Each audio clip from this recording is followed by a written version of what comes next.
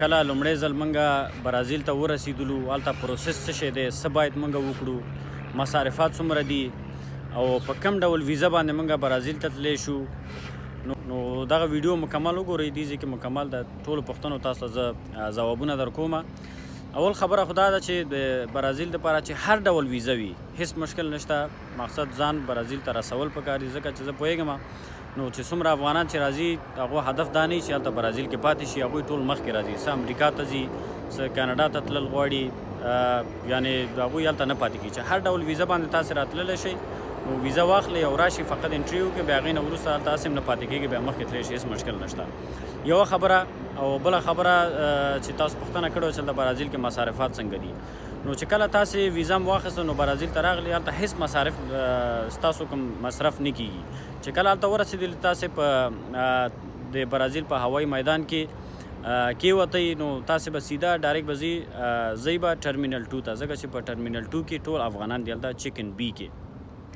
نو چې هلته لاړئ، هلته منظم تاسو ته هر څه ځای مې انتظامات هلته شته دي، تاسو ته ځای مې درکوي.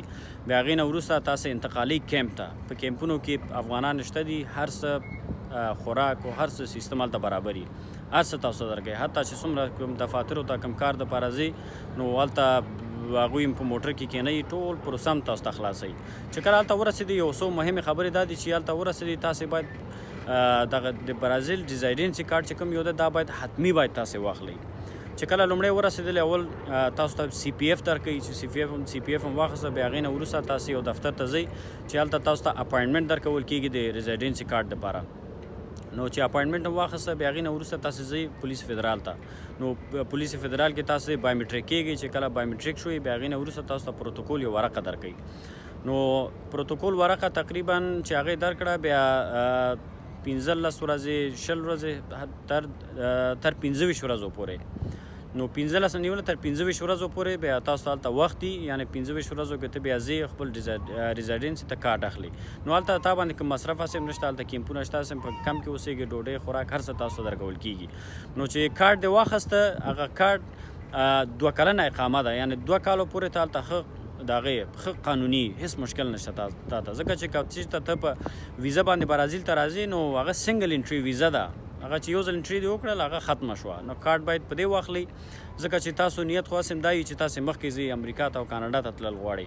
نو تقریبا د امریکا او د برازیل ترمنځ تقریبا 12-14 مملکتونه دي. که چېرته په هر یو مملکت کې تا ته کوم مشکل پیدا شي، نو که تا سره دغه ریزایډنسي کارډ موجود وي، نو که هر یو مملکت هلته څه مشکل پیدا شي، ډیپورټ یې کړي، سیده د برازیل ته لیږي. او که چېرته تا سره دا کارډ نه وي، نو سیده کوم ځای ته لیږي، سیده د افغانستان ته لیږي. نو دغه مشکل بیا درته پیدا کېږي. نو چې هر یو ځای باید دا کارډ واخلي، چې کارډ هم واخیسته ښه په تا به بیا دغه لاره ده، سیده په دغه لاره باندې به راځئ، به امریکا کې پاتې کېدل غواړئ، به کاناډا ته. خو کاناډا زه په دې پریفر کوم چې دلته د اسنادونو پروسس چې ده ډېره اسانه ده، کارونو دغه چې دي کارونه هم شته دي. دا بعضې غلطه خبره ده چې خلک وایي چې والا په کاناډا کې کارونه نشته، او دا دی او هغه دی. ښه پرېمانه کارونه دلته شته دي. زه پخپله دلته په کاناډا کې یم او کارونه ښه پرېمانه کارونه شته دي. نو دلته د اسنادونو پروسس ډېره اسانه ده. نو په امریکا کې ما ته پخپله چې کله زه هلته لاړو ورسېدلو، ټول پروسس خلاص شو، ما ته تقریبا 2.5 کاله وروسته ما ته فقط انټرویو ډیټ راکړی. نو چې 2.5 کاله وروسته تا ته محاکمه درکړي، د محاکمې تاریخ درکړي، بیا هغې نه وروسته هغه انټرویو ورکړه، بیا به سیستم به دې نه وي معلوم، تر 2 کالو پورې به هلته پروت وي.